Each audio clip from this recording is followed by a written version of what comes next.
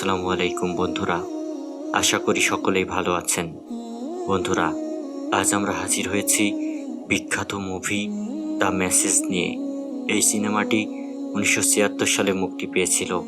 মুভিটিতে মহানবী সাল্লাল্লাহু আলাইহি সাল্লামের নবুয়ত প্রাপ্তি থেকে শুরু করে ইসলাম যেভাবে প্রতিষ্ঠা করা হয়েছিল পুরো তথ্য রোমাঞ্চকরভাবে তুলে ধরা হয়েছে।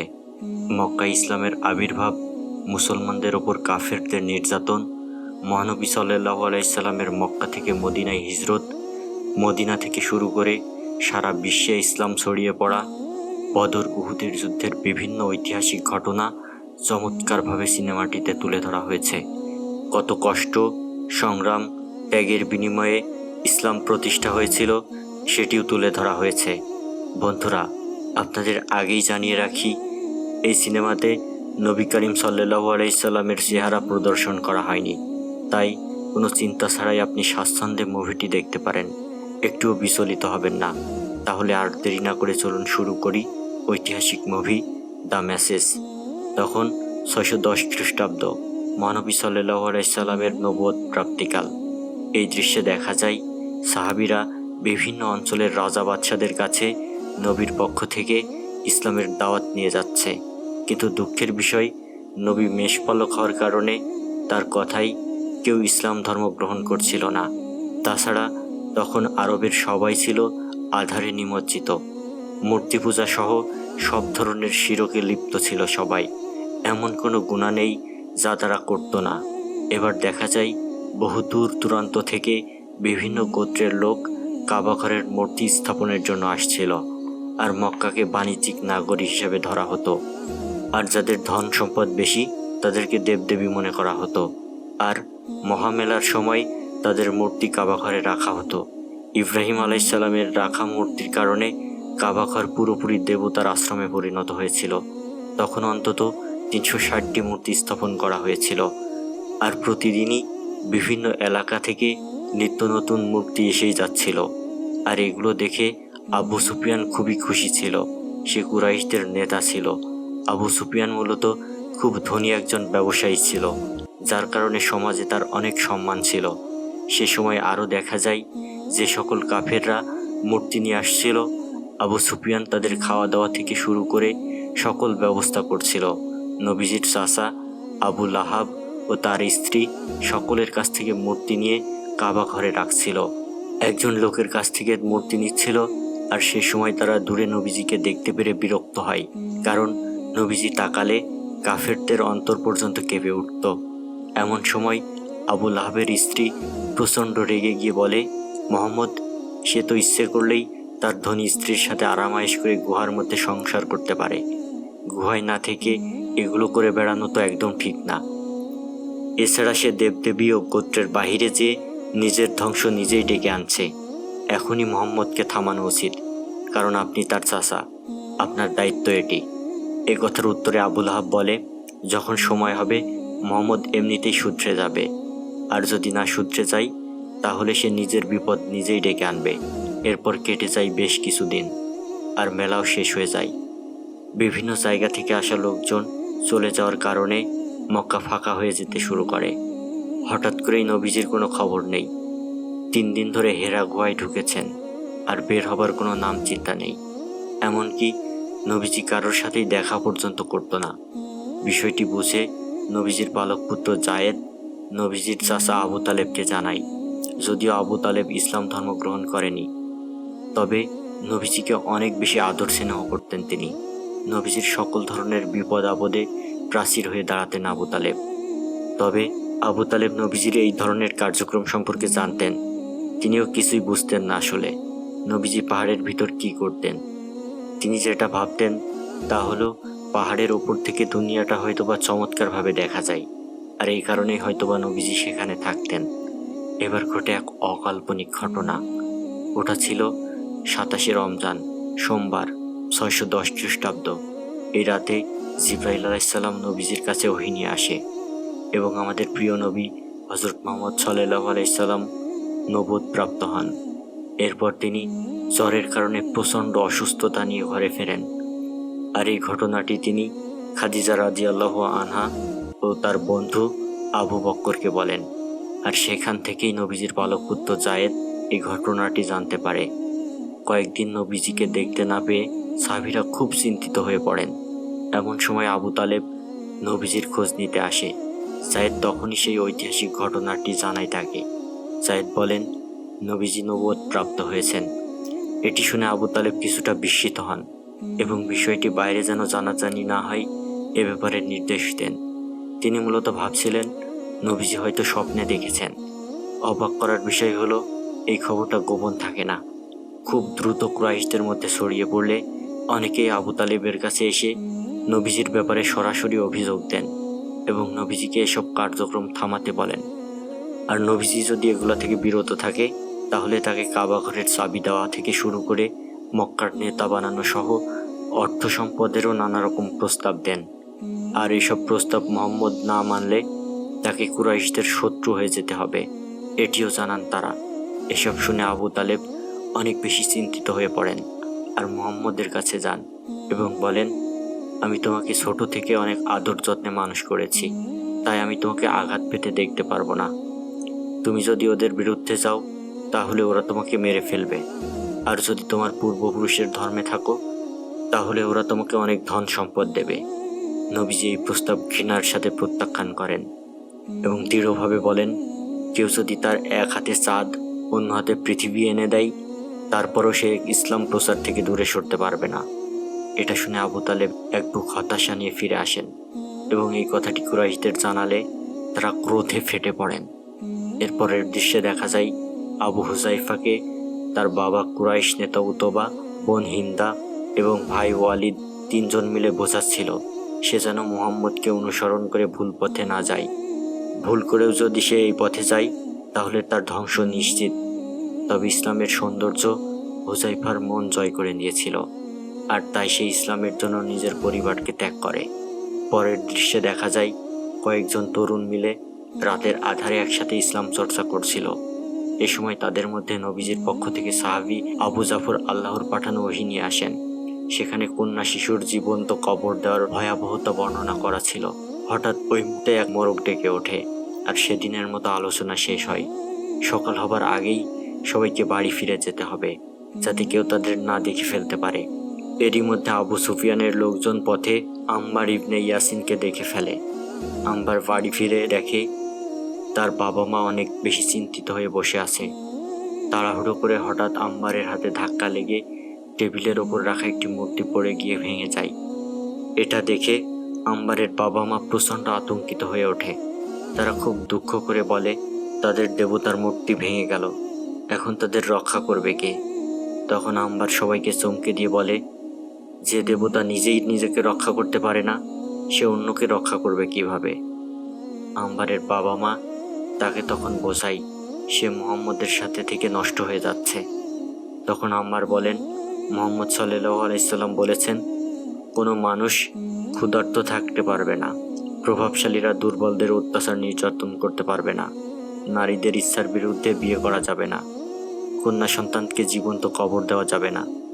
এগুলো কিভাবে খারাপ চিন্তা ভাবনা হতে পারে? আম্বারের এইসব কথা শুনে তার বাবা মা পুরোপুরি ভুল বুঝতে পারেন এবং আল্লাহর পথে ফিরে ইসলাম ধর্ম গ্রহণ করেন। কিন্তু এরই মধ্যে ঘটে যায় আর এক ঘটনা। আম্মারের ইসলাম ধর্ম গ্রহণের অপরাধে কুরাইশদের নেতারা তাকে তুলে নিয়ে যায়।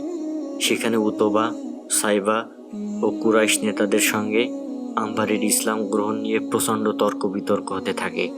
ওই মুহূর্তে আম্বার বলে ওঠেন, নবীজি বলেছেন, মানুষ হিসেবে একজন কৃতদাসও যা, মালিকও তাই। এই কথাটি কুরাইশদের মনে দাগ কেটে ফেলে, কারণ তারা মনে করত মালিকরা কৃতদাসের প্রভু। এটি প্রমাণ করার জন্য তখন কৃতদাস বেলালকে নির্দেশ দেন আম্বারকে চাবুক মারতে। তবে বেলাল ইসলামের আদর্শ লালন করত, তাই সে কুরাইশ নেতাদের আদেশ অমান্য করে।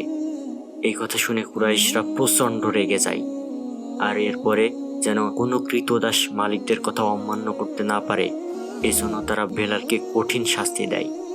এমনকি বেলালকে মরুভূমির উত্তপ্ত বালুর উপরে শুয়ে নির্মমভাবে অত্যাচার করতেও দ্বিধা করে না। তারপরও বেলাল বারবার একই কথা বলে, আহাদ আহাদ, এর অর্থ আল্লাহ এক, আল্লাহ এক।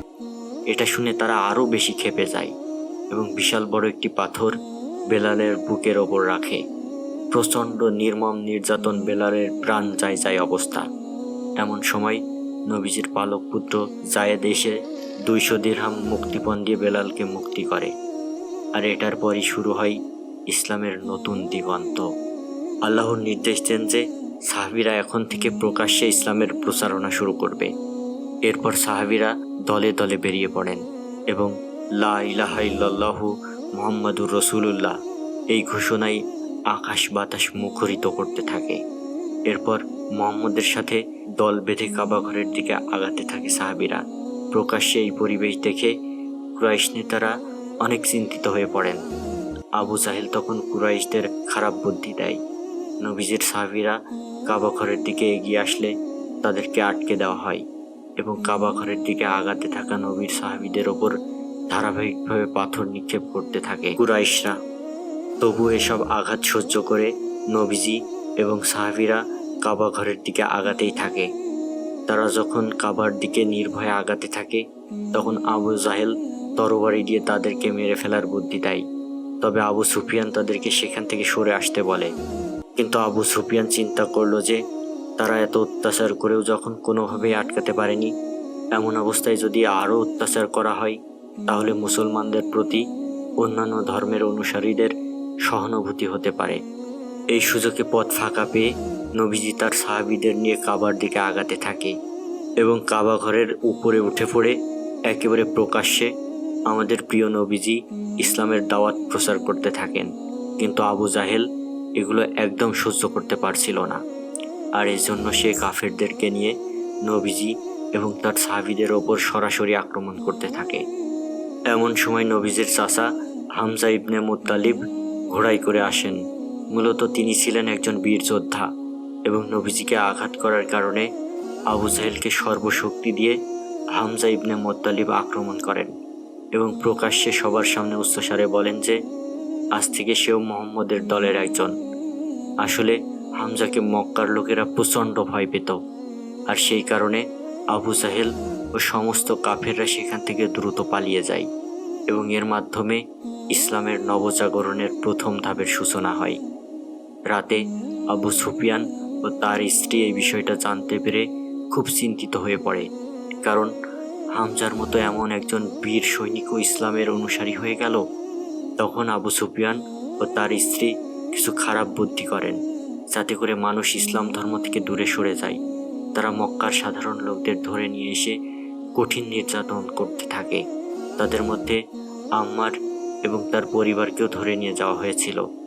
এখানে সৃষ্টি হয় এক কঠিন পরিস্থিতি। আম্মারের চোখের সামনে তার মা সুমাইয়াকে প্রচণ্ড অত্যাচার করতে থাকে, তবুও সুমাইয়া আল্লাহ এক এই বিশ্বাসে অটুট থাকে। আর এজন্য আবু জাহেল পৃথিবীর ইতিহাসে সব থেকে নির্মমভাবে সুমাইয়াকে হত্যা করে। এজন্যই আল্লাহ সুমাইয়াকে প্রথম মুসলিম নারী শহীদ হিসেবে মর্যাদা দান করেন। আর সেদিনই আম্মার ও তার বাবাকে মেরে ফেলে এবং অসংখ্য সাহাবীদেরকে কঠিনভাবে আহত করে ফেলে। আর এই খবর পেয়ে যায় হামজা। সাহাবীদের নিয়ে সেখানে চলে যান এবং আঘাতপ্রাপ্ত সবাইকে সাহায্য করেন।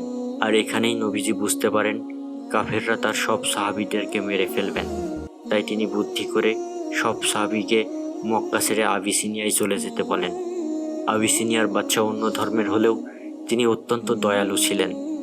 তার দেশে কেউ নির্যাতনের শিকার হতো না। তাই সকলেই নবীজির কথা মতো মরুভূমির দীর্ঘ পথ ও কাফেরদের চোখ ফাঁকি দিয়ে আবিসিনিয়ার উদ্দেশ্যে যাত্রা শুরু করেন।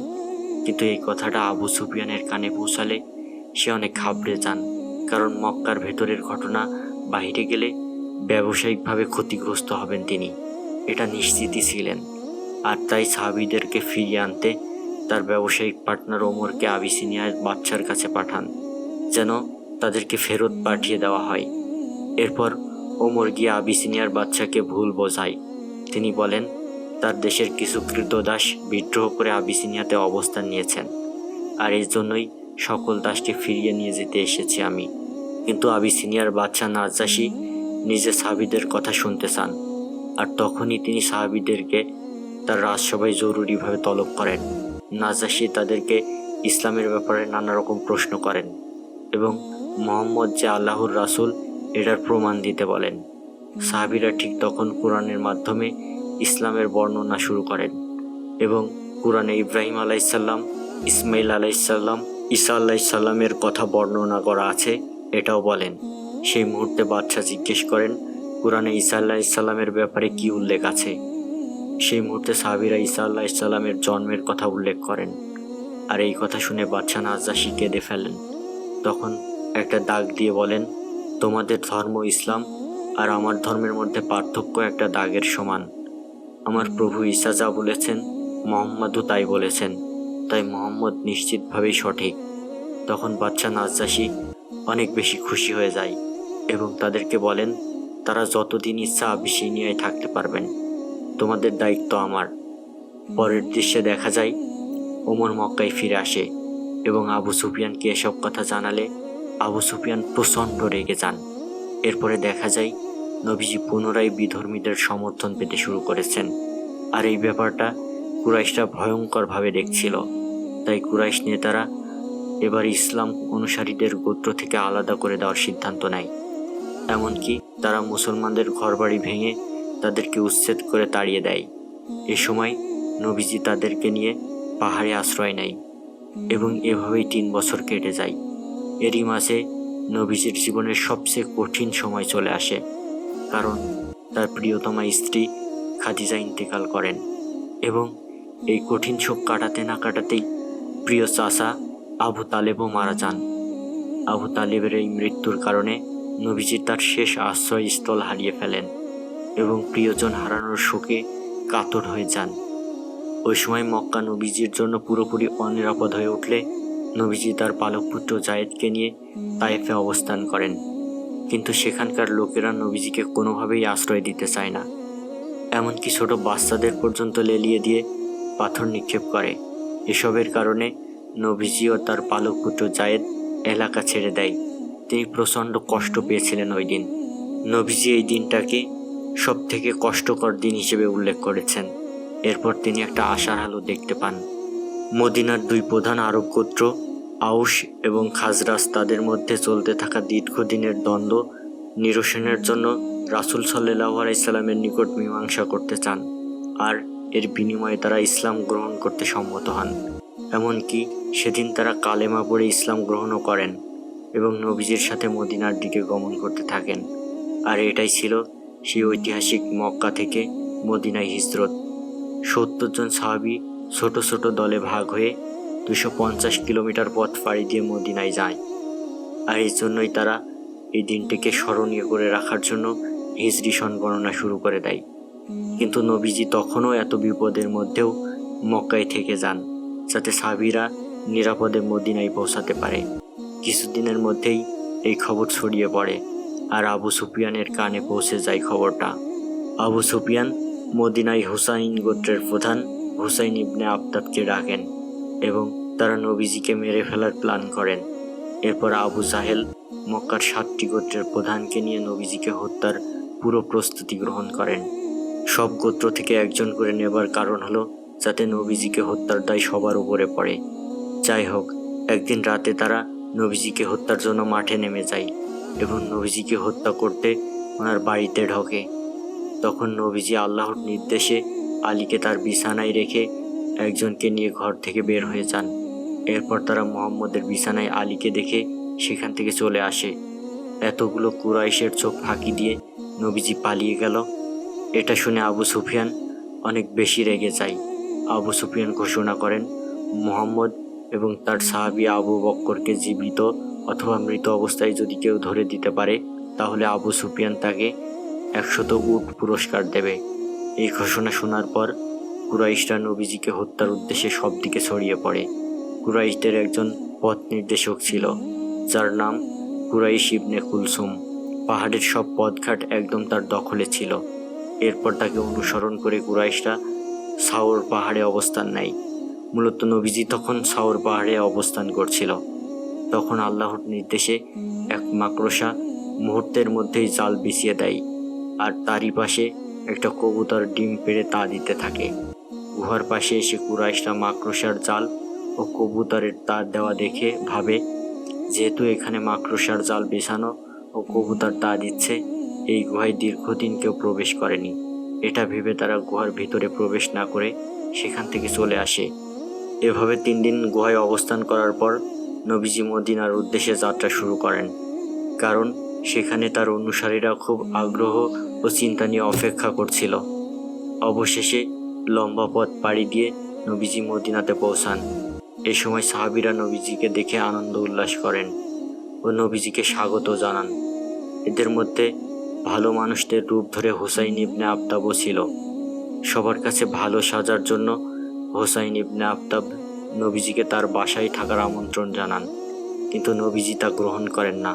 নবীজি কোথায় থাকবে এটা ভেবে সাহাবীদের মধ্যে সমস্যা দেখা দেয়। এই ভেবে নবীজির উটকে ছেড়ে দেওয়া হয় এবং উট যেখানে থাকবে নবীজিও সেখানে থাকবে। এরপর উট সামনে কিছুটা যাওয়ার পর একটা জায়গা নির্ধারণ করে দেয়। তখন সাহাবীরা চিন্তা করে এখানে মসজিদ নির্মাণ করা হবে। মসজিদটিতে তারা নামাজ পড়বে এবং এখানেই নবীজি বসবাস করবে। এরপর সবাই খুব দ্রুত মসজিদ বানানোর কাজে নেমে পড়ে এবং নবীজি নিজেও তাতে সাহায্য করে। এরপর সবাই দ্রুত পৃথিবীর প্রথম মসজিদ নির্মাণ করেন।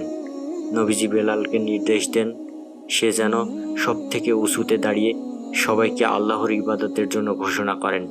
এরপর বেলালকে একটা উঁচু জায়গাতে দাঁড়িয়ে পৃথিবীর প্রথম মুয়াজ্জিন হিসেবে আজান দিতে দেখা যায়। বেলালের মিষ্টি কণ্ঠের আওয়াজ শুনে সেদিন মদিনার সকলে বাসা থেকে বের হয়ে মসজিদের সামনে চলে আসেন। এরপর দেখা যায় মক্কা মদিনার লোকেরা একে অপরকে আলিঙ্গন করে, যা এক নতুন ভ্রাতৃত্বের বন্ধন সৃষ্টি করে। আর এই সৃষ্ট বন্ধনের নাম হলো মুসলমান।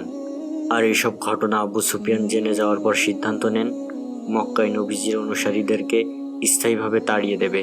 আবু সুফিয়ান মক্কার সাহাবীদের বাড়িঘর ভাঙচুর ও দখল করে নেন এবং এই খবর হুসাইন মদিনায় এসে সাহাবীদেরকে বলেন এবং তাদেরকে যুদ্ধের জন্য উস্কে দেন।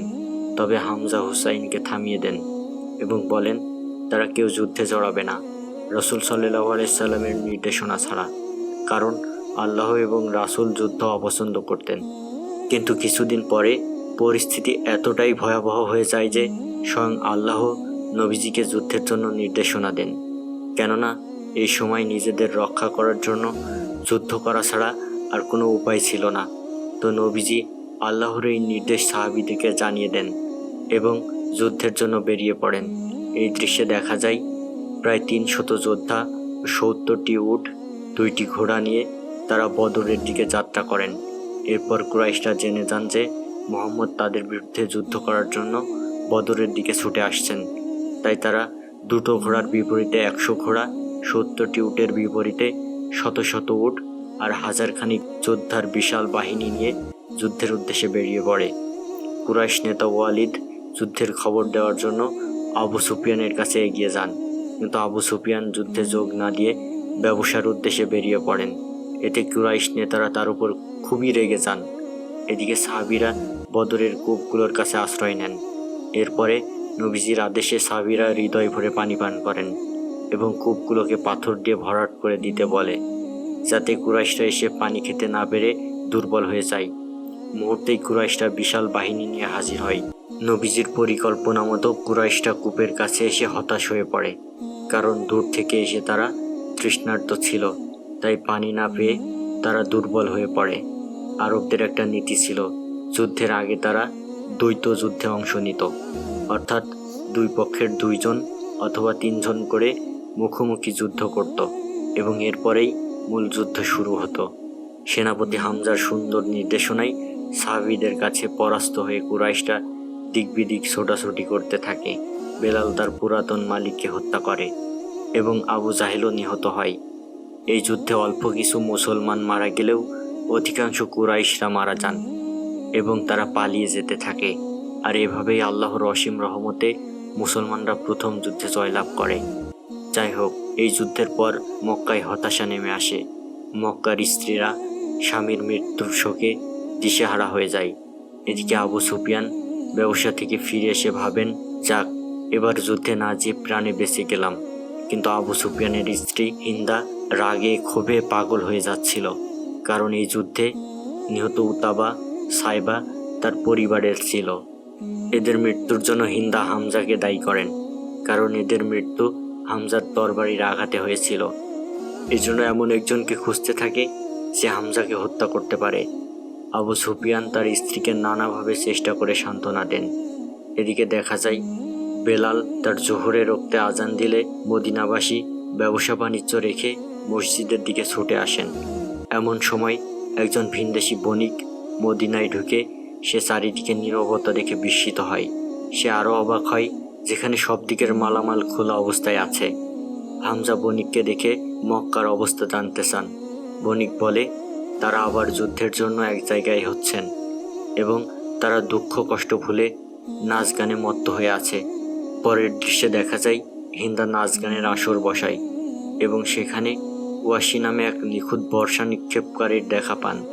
হিন্দা তাকে বলে সে যদি হামজাকে বর্ষা নিক্ষেপ করে হত্যা করতে পারে তাহলে হিন্দা তাকে বিপুল অর্থ সম্পদ দেবে। পরের দৃশ্যে দেখা যায় কুরাইশরা 3000 যোদ্ধা নিয়ে উহুদের ময়দানে হাজির হয় মুসলমানদের বিরুদ্ধে যুদ্ধ করতে। এই খবরে নবীজি যুদ্ধের জন্য প্রস্তুত হয়ে উহুদের ময়দানে চলে আসে। যদিও যুদ্ধে মুসলমানদের অস্ত্র কম ছিল, কিন্তু তাদের আল্লাহর উপর অগাধ বিশ্বাস ছিল। এদিকে কুরাইশ বাহিনীর সাথে হিন্দাও এসেছিল। হিন্দা হামজাকে দেখিয়ে দিয়ে ওয়াসিকে বলে একে হত্যা করতে হবে। কিছুক্ষণের মধ্যেই যুদ্ধ শুরু হয়ে যায়। বদরের যুদ্ধ থেকে উহুদের যুদ্ধ প্রচণ্ড রকমের ভয়ঙ্কর ছিল। হামজা তার সুনিপুণ হাতে একের পর এক কাফেরদের হত্যা করছিল, কিন্তু ওয়াসি তরবারি নিয়ে হামজাকে টার্গেট করেছিল। এরপর ওয়াসি দূর থেকে হামজার দিকে তরবারি নিক্ষেপ করে এবং মুহূর্তেই হামজা মারা যায়। মুসলমানদের কাছে হামজা প্রচণ্ড জনপ্রিয় যোদ্ধা ছিল। তার মৃত্যুতে মুসলমানরা আরও রেগে যায় এবং কুরাইশদেরকে একে একে হত্যা করতে থাকে। যুদ্ধের এক পর্যায়ে হার মেনে নিয়ে কুরাইশরা পালাতে শুরু করে। এদিকে নবীজি একদলকে পাহাড়ের পিছনের দিকে পাহারায় বসিয়ে রাখছিল। হঠাৎ তারা যুদ্ধে জয়লাভ করেছে ভেবে কুরাইশদের ফেলে দেওয়া স্বর্ণালঙ্কার গোছাতে যুদ্ধের ময়দানের দিকে ছুটে আসে। ঠিক তখন খালিদ বিন ওয়ালিদ এই সুযোগে পাহাড়ের পেছন থেকে এসে মুসলমানদের আক্রমণ করতে শুরু করে, যার কারণে মুসলমানরা দুই দিক থেকে আবদ্ধ হয়ে যায়। নবীজির কথা অমান্য করায় প্রায় জয়লাভ করা যুদ্ধে মুসলমানরা হেরে যায়।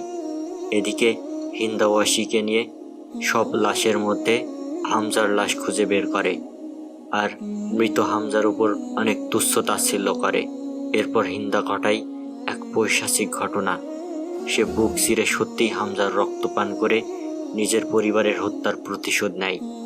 তবে যুদ্ধে হেরেও মুসলমানরা ফিরে আসার পরও নিজেদের মনোবল হারায় না। তারা এটাকে আল্লাহর পরীক্ষা হিসেবে ধরে নেয়। এবার নবীজির নির্দেশে মুসলমানরা সিদ্ধান্ত নেয় যে তারা মক্কায় হজ করতে যাবে। হজের সময়ে সম্পূর্ণ অস্ত্র ছাড়া মুসলমানদের নিয়ে আগাতে শুরু করে। পথে ক্লান্ত হয়ে তারা এক জায়গায় বিশ্রাম নিতে থাকে, কিন্তু ঠিক তখনই খালিদের ঘোড়া বাহিনী এসে চারিদিক থেকে ঘিরে ধরে। খালিদ ঘোড়া নিয়ে তাদের সামনে চলে আসে আর বেলাল উঠে খালিদের সামনে এসে দাঁড়ায় এবং আসসালামু আলাইকুম বলে। এরপর খালিদ ঘোড়া নাচিয়ে বেলালকে আক্রমণের ভয় দেখালে বেলাল একটুও ভয় পায় না। এটা দেখে খালিদ বুঝতে পারে যে কোনো অস্ত্রের থেকে মুসলমানদের চোখের দৃষ্টি আরও বেশি ভয়ানক। এরপর খালিদ নিরস্ত্রকে আক্রমণ না করে চলে যান এবং মহানবী সাল্লাল্লাহু আলাইহি সাল্লাম সেখানে তাঁবু স্থাপন করেন। রাতে কুরাইশদের পক্ষ থেকে চুক্তিপত্র নিয়ে সোয়াল নামে একজন আসে।